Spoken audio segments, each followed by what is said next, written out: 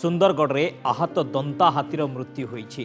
ଉଜଳପୁର forest range ବି କରୁଆବାହାଲ ଗାଁରେ ଆହତ ଅବସ୍ଥାରେ ହାତୀର ମୃତ୍ୟୁ ହୋଇଛି। ତେବେ ହାତୀଟି ବୋମା ମାଡ଼ରେ ଆହତ ହୋଇଥିବା ସ୍ଥାନୀୟ ଲୋକେ ଅଭିଯୋଗ କରିଥିଲେ। ଅଭିଯୋଗ ଆଧାରରେ ବନ ବିଭାଗ ଡ୍ରୋନ୍ ସାହାଯ୍ୟରେ ଅନୁଧ୍ୟାନ ମଧ୍ୟ କରୁଥିଲା। ତେବେ ହାତୀର କ୍ଷତ ଚିହ୍ନ ଚିହ୍ନଟ ହେବା ପୂର୍ବରୁ ହିଁ ଟଳି ପଡ଼ିଲା ଦନ୍ତା ହାତୀ। ହାତୀର ବେକ ଦୁଇପଟେ କଟା ଦାଗ ରହିଛି। ତେବେ କୌଣସି ଧାରୁଆ ଅସ୍ତ୍ରରେ ହାତୀକୁ ଆକ୍ରମଣ କରାଯାଇଥିବା ଅର୍ଥାତ୍ ତା ବେକକୁ କଟା ଯାଇଥିବା ଅନୁମାନ କରାଯାଉଛି, ସନ୍ଦେହ କରାଯାଉଛି। ସ୍ଥାନୀୟ ଲୋକମାନେ ଏନେଇ ସନ୍ଦେହ କରୁଛନ୍ତି ଯେ ହାତୀର ବେକକୁ କାଟିବାକୁ ଉଦ୍ୟମ କରାଯାଉଥିଲା କୌଣସି ଧାରୁଆ ଅସ୍ତ୍ରରେ। ତେବେ ଘଟଣାସ୍ଥଳରେ ସୁନ୍ଦରଗଡ଼ ଡିଏଫ୍ଓ ପହଞ୍ଚି ସ୍ଥିତି ଅନୁଧ୍ୟାନ କରିଛନ୍ତି ଏବଂ ଅନୁଧ୍ୟାନ ପରେ କହିଛନ୍ତି ଯେ ହାତୀକୁ କେହି ଆକ୍ରମଣ କରିନାହାନ୍ତି। ଏହା ଦୁଇ ଦନ୍ତା ହାତୀ ଭିତରେ ଲଢ଼େଇ ଯୋଗୁଁ ଏ କ୍ଷତ ସୃଷ୍ଟି ହୋଇଥିବା ସେ କହିଛନ୍ତି। ତେବେ ଦୁର୍ବଳତା ଯୋଗୁଁ ହାତୀର ମୃତ୍ୟୁ ହୋଇଥିବା ସନ୍ଦେହ କରାଯାଉଛି। ଦୀର୍ଘ ଦିନରୁ ହାତୀଟି ଅସୁସ୍ଥ ଥିଲା, ଚିକିତ୍ସାର ଆବଶ୍ୟକ ରହିଥିଲା, କିନ୍ତୁ ଆମକୁ ସମୟ ମିଳିଲା ନାହିଁ। ଅର୍ଥାତ୍ ହାତୀକୁ ଟ୍ରାକ୍ କରିବା ପୂର୍ବରୁ ତାର କ୍ଷତ ଚିହ୍ନଟ କରିବା ପୂର୍ବରୁ ହିଁ ଦନ୍ତା ହାତୀ ଦୁର୍ବଳ ହୋଇପଡ଼ିଥିଲା ଏବଂ ତାର ମୃତ୍ୟୁ ହୋଇଛି। ଆଜି ସକାଳେ ତାର ହଠାତ୍ ମୃତ୍ୟୁ ଘଟିଛି ବୋଲି ଡିଏଫ୍ଓ କହିଛନ୍ତି। କିନ୍ତୁ ସ୍ଥାନୀୟ ଲୋକେ ଅଭିଯୋଗ କରୁଛନ୍ତି ଯେ ବୋମା ମାଡ଼ରେ ଦନ୍ତା ହାତୀ ଆହତ ହୋଇଥିଲା, ଯେଉଁଥିପାଇଁ କି ତାର ମୃତ୍ୟୁ ହୋଇଛି। ଏହା ସହିତ ହାତୀର ବେକ ଦୁଇପଟେ କଟା ଦାଗ ରହିଛି, ଅର୍ଥାତ୍ କେହି ଧାରୁଆ ଅସ୍ତ୍ରରେ ହାତୀର ବେକ କାଟିବାକୁ ଉଦ୍ୟମ କରିଛନ୍ତି ଏକଥା ମଧ୍ୟ ସନ୍ଦେହ କରାଯାଉଛି। କିନ୍ତୁ ଡିଏଫ୍ଓ କହିଛନ୍ତି ଯେ ଦୁଇ ଦନ୍ତା ଭିତରେ ଲଢ଼େଇ ଯୋଗୁଁ ଏ କ୍ଷତ ସୃଷ୍ଟି ହୋଇଛି, କେହି ହାତୀକୁ ଆକ୍ରମଣ କରିନାହାନ୍ତି ଏବଂ ହାତୀ ଦୁର୍ବଳ ହୋଇଯାଇଥିଲା, ଅସୁସ୍ଥ ହୋଇପଡ଼ିଥିଲା, ଯେଉଁଥିପାଇଁ କି ତାର ମୃତ୍ୟୁ ଘଟିଛି। କିଛି ପ୍ରତିକ୍ରିୟା ରହିଛି, ଶୁଣିବା। इन्सिडेंस दिसुई से ता अनुसार एटा इनफाइटिंग जो होची दी हाथी भितरे दी दंता भितरे एटा इनफाइटिंग हबार एटा अछि और एटा हठात रे हेनी। एटा एक्चुअली जो देखुची तार जो इंजुरी मार्क्स अछि एटा पूर्णा टिके वीएस जो कहउछंती सेटा 4-5 दिन पूर्णा अछि। ता भितरे मैगट भी हो जाछि, तो और तार दांत भी भांगी जाइछि, जोटा कि जना पड़ुची। तापरे तार जो इंजुरी अछि सेटा भी जना पड़ुची किछि इनफाइटिंग बेले जो दांत लागि जाइथिबो सेठी पाई होछि। और हठात से हेनी तार 4-5 दिन पाई से जो है तापर से वीकन भी हो जाइथिबो सेठी पाई से तार मूवमेंट भी बहुत स्लो हो जाइथिला और तापर एठी से मरी के पड़ुछि। चिकित्सा पाई भी आमे वेटरनरी ऑफिसर्स को तापर हमर मोबाइल वेटरनरी यूनिट राउरकेला रू भी हमर वेटरनरी ऑफिसर आस्तेले से माने से सेठू एबे पहुंचीबे किछि समय रे। किंतु एटा जेहेतु राति रे आसिला सकाळे जते बेला हम जाना पड़ला ये हमको टाइम ही मिलला नहीं कि आम ताकू किसी ट्रीटमेंट देऊ। जेहेतु एटा पूर्णा इंजुरी 4-5 दिन तलर इंजुरी जना पड़ुछि, फ्रेश इंजुरी होता से टिके तार स्ट्रेंथ रही था आम ताकू ट्रीटमेंट दे पारता। ए संपर्क में अधिक आलोचना करबा आम सहित विजय बरुआ सुंदरगढ़ रिपोर्टर सीधासलख जोड़ी होती। विजय, कौन सूचना रही हाथी मृत्युर दंता हाथी मृत्युर कारण कौन? डीएफओ कहते हाथी दुर्बल हो जाता, असुस्थ थिला। तेबे हाथी असुस्थ होबार कारण कौन? हाथी दुर्बल होबार कारण कौन? हाथीर बयस अधिक हो जाता ना कौन कारण रही जो कि दंता हाथीर मृत्यु घटी?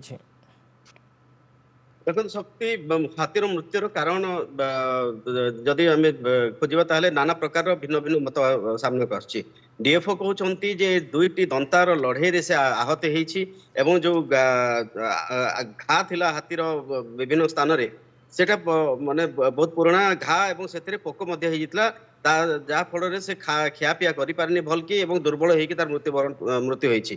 किंतु अन्यपटे गाँ लोक कहवा कथा जे जेहेतु हाथीटी चालू चालू टली पड़ला एटा तो सुनिश्चित जे से दुर्बल थिला एवं ता जो से टली पड़ी। किंतु गाँ लोक कहवा कथा जो प्रकार भाव क्षत चिन्ह रही बेकर एवं कान पछ कान तलकू जेपरी भाव क्षत माने चिन्ह रही केही जणे ताकू धारुआ अस्त्र काटिया पे प्रयास करा जायथिबा लोके संदेह करछंती।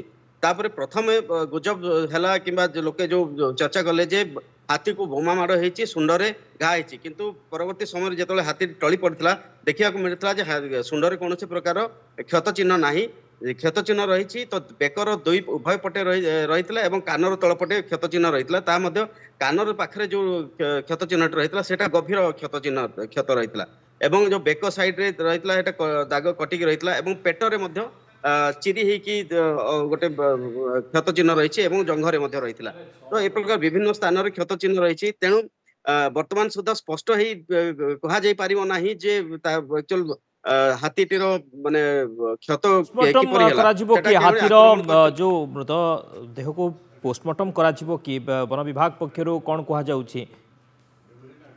ଶକ୍ତି ଦେଖନ୍ତୁ ବନ ବିଭାଗ ପକ୍ଷରୁ ଡିଏଫଓ ଏସସିଏଫ ଏବଂ ଅନ୍ୟ ବନ କର୍ମଚାରୀ ସେଠାରେ ପହଞ୍ଚିବା ପରେ ରାଉରକେଲାରୁ ଏକ ମୋବାଇଲ ହେଲ୍ଥ ଟିମ୍କୁ ଡକାହେଇଥିଲା ଏବଂ ସୁନ୍ଦରଗଡ଼ରୁ ମଧ୍ୟ ଯୋଉ ପ୍ରାଣୀ ଚିକିତ୍ସକ ଦଳ ରହିଛି ସେମାନେ ମଧ୍ୟ ଯାଇଥିଲେ ଘଟଣାସ୍ଥଳକୁ। ସେମାନେ ପୁଙ୍ଖାନୁପୁଙ୍ଖ ତଦନ୍ତ କରିଛନ୍ତି ଏବଂ ତାପରେ ଯାହା ବର୍ତ୍ତମାନ ସୂଚନା ରହିଛି ହାତୀଟିର ପୋଷ୍ଟମର୍ଟମ ମଧ୍ୟ କରାଯାଇ ସାରିଛି ଏବଂ ତାକୁ ଓକେ, ମାନେ ସେ ନିକଟରେ ପତାଯିବ। କିନ୍ତୁ ପରବର୍ତ୍ତୀ ସମୟରେ ଯେବେ ପୋଷ୍ଟମର୍ଟମ ରିପୋର୍ଟ ଆସିବ ତାପରେ ହିଁ ପ୍ରକୃତରେ ଜଣା ପଡିବ ଯେ ଆକ୍ଚୁଆଲ ହାତୀର ମୃତ୍ୟୁର କାରଣ କ'ଣ ଏବଂ ଯୋଉ କ୍ଷତ ଚିହ୍ନ ରହିଛି ତା ଶରୀରରେ ସେ କ୍ଷତ ଚିହ୍ନ କୋଉଥି ପାଇଁ କ୍ଷତ ହେଲା। ତ ବର୍ତ୍ତମାନ ଏଇ ଯୋଉ ପୋଷ୍ଟମର୍ଟମ ରିପୋର୍ଟକୁ ହିଁ ଅପେକ୍ଷା। ବର୍ତ୍ତମାନ ନାନା ପ୍ରକାର କଳ୍ପନା ଜଳ୍ପନା ଲାଗି ରହିଛି, ଲୋକଙ୍କ ମଧ୍ୟରେ ଚର୍ଚ୍ଚା ଜୋର ଲାଗି ରହିଛି ଯେ ହାତୀର ମୃତ୍ୟୁର କାରଣ କ'ଣ। ସେ ହାତୀ ସହିତ ଟସଲ ଯୋଗ ହେଇଛି ତା ଶରୀରରେ କ୍ଷତ ନା କେହି ଜଣେ ଦାନ୍ତ ଚୋରି କରିବା ଉଦ୍ଦେଶ୍ୟରେ ତାକୁ ହୁଏତ ଟ୍ରାଙ୍କୁଲାଇଜ କରିକି ନଚେତ ଅନ୍ୟ କୌଣସି ପ୍ରକାରରେ ବେହୋସ କରିକି ତାକୁ ହାତୀକୁ ମୁଣ୍ଡକୁ କାଟିବାର ଉଦ୍ୟମ କରିଛନ୍ତି। ଏ ପ୍ରକାର ନାନା ପ୍ରକାରର ଚର୍ଚ୍ଚା ମଧ୍ୟ ମାନେ ଜୋର ଧରିଛି। କିନ୍ତୁ ସବୁଠୁ ବଡ କଥା ହଉଛି ପୋଷ୍ଟମର୍ଟମ ରିପୋର୍ଟ ଆସିଲା ପରେ ହିଁ ସବୁ କିଛି ମାନେ ତଥ୍ୟ ସାମ୍ନାକୁ ଆସିବ। पोस्टमार्टम रिपोर्ट आसिबा पर ही जना पड़िबो जे प्रकृତରେ हाथी मृत्युर कारण कौन, दंतार मृत्यु केमिति हैला, ताकु कि आक्रमण करिसंती अर्थात कौनसी शिकारी आक्रमण करिसंती कि धारुआ अस्त्र रे बेकको कटा जाइछि कि ना हाथी दुई दंता हाथी भितरे लड़ाई जोगु एभली होइछि जहाँ डीएफओ कहउछंती ना आउ कौन कारण रही कहीं दंता हाथीर मृत्यु है ये पोस्टमार्टम रिपोर्ट पर ही जना पड़ो। बहुत बहुत धन्यवाद विजय समस्त सूचना विजय बरुआ थे सुंदरगढ़ रिपोर्टर आमको अधिक सूचना देते अधिक आलोचना करते दंता हाथीर मृत्यु होती हाथीटी आहत रही आहत अवस्था तार मृत्यु होती उज्जवलपुर फरेस्ट रेंजर बी करुआ बहाल गाँव में आहत अवस्था हाथीर मृत्यु होती। हाथीटी बोमा माड़े आहत होता स्थानीय लोके अभियोग करते परवर्ती समय ए अभियोग को आधार कर ड्रोन साहाय्य अनुध्यान करुथिला वन विभाग। तेज हाथीर क्षत चिन्ह चिन्हट पूर्वर ही हाथी टली पड़ा।